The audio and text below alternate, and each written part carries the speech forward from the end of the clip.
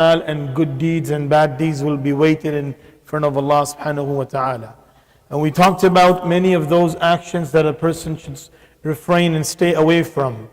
One of the very important pillar of the deen of Allah subhanahu wa ta'ala is the establishment of salah. Now this salah has been given as an identification. It's an identity between your faith and leaving your faith. الفرق بين المؤمن والكافر الصلاة. The Prophet ﷺ said that the way to differentiate between a believer and the one who doesn't believe in Allah subhanahu wa ta'ala is the performance of salah. So this salah will be the means of your religion being recognized in the court of Allah subhanahu wa ta'ala. If a person he is neglecting this order of Allah Azza wa Jal, then on the day of judgment not many of the a'mal that he has done will be recognized in the court of Allah subhanahu wa ta'ala.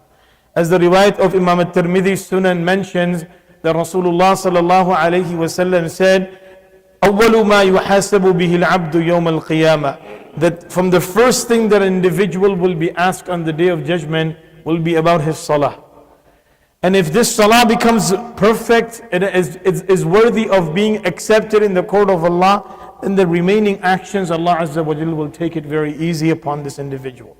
But from the beginning, if it's a starting, if you have not, because this is a covenant between you and Allah Azza wa Jalla. When a person he accepts Islam and he reaches the age of puberty, the first hukum of Allah before any other hukum that comes upon this individual is the salah, because it's the immediate hukum. It is to be performed 5 times a day, and a person finds himself at the time of salah and he is being mandated by Allah subhanahu wa ta'ala that he has to pray, then there is no excuse. If you can't pray standing up, pray sitting down. If you can't pray sitting down, lie down and pray. If you can't pray at a certain time, delay it and pray. But it has to be prayed. If it's not done in the ada time, then you have to make up and make qada for it. So this action is something that when the a'mal will be weighted on the day of judgment, you will have many of good deeds on one side. And this just one bad deed of tarkus salah. When that's put on your scale, everything else will be going up from the other side. Because this is so heavy. It is the heaviest thing that a person can do, which can make the pan of scale heavy for him on the day of judgment. If that individual unfortunately finds himself regarding his salah to be on a negative side, then it's very difficult. Because on the day of judgment, Allah will tell the angels, this person, he was neglectful in his fara'id. He did not perform the fara'id. Or he performed the fara'id, but he was not accurate in his fara'id. And then Allah Azza wa Jal will tell the angels, look at his optional salah, his sunan and nawafil, and see if you can take and gather something from there which can take care of the deficiency of the fara'id. This is why fard is an obligation that you need to perform. And if an individual fails to do that, then he will be held accountable on the day of judgment. So that's why this action, there is, because this is you and Allah subhanahu wa ta'ala.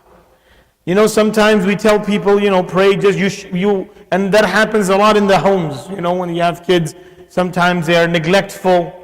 So this is something that a conscience that needs to develop inside, and you cannot force someone, because if you force someone, he might end up praying salah without wudu and you don't even know. You don't even know he's praying salah without wudu. So this is a covenant between you and Allah subhanahu wa ta'ala. An agreement that you have made with Allah that, oh Allah, to start myself as your obedience, to show that I am obedience towards you and you are my creator, I'm going to start with salah. This is why ulama mentions that deen, religion, comes in the life of a person through the channels of salah. And it leaves through the channel of ma'amulat, dealings with people. That if you want to show yourself, that you want to show Allah Azza wa Jal that you're changing your life, start fixing your salah. If you're not punctual upon it, try to be punctual on it. If you are punctual on it, try to pray in congregation. These are the steps to get your salah the perfect way that Allah subhanahu wa ta'ala wants. We ask Allah to grant us the understanding, save us from this disease, because this is a disease found when people neglect their prayers. We ask Allah to save us from this disease and make our prayers accepted in His court. Ameen ya Rabbal Alameen. Jazakum Allahu khairan. Subhanallah wa bihamdihi. Subhanakallahumma wa bihamdik. Wa nashhadu an la ilaha illa anta nastaghfiruka wa natubu ilayk.